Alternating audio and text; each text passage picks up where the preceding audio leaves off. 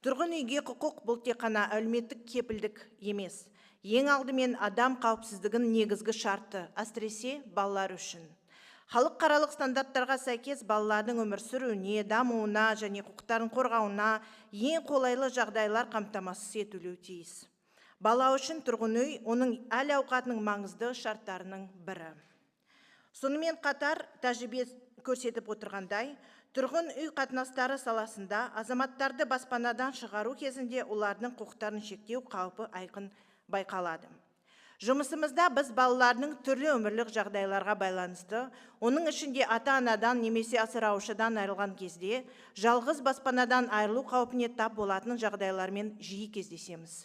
Мысалы, бір жағдайда балалардың анасы қайтыс болды. Осы орайда конституциялық реформа аясында баспанадан адамның өмірлік жағдайын, әсіресе балалар мүддесін ескермей, тұрғын үйден шығаруға жол бермейтін қосымша кепілдіктер бекітуіміз маңызды деп санаймыз.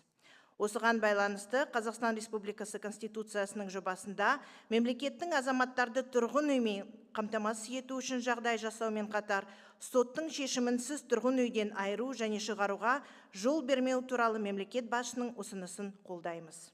Аталған норманың конституциямен бекіту ең алдымен балалардың құқықтық қорғалуын күшейтіп, бұл кепілдіктерге тұрақты сипат береді. Осылайша тұрғын үйге құқық нақты әрі тиімді қорғалу механизміне ие болады. Бұл әлеуметтік мемлекет ретіндегі қалыптасқанымыздың және адам қадір қасиетіне деген құрметтің айғағы.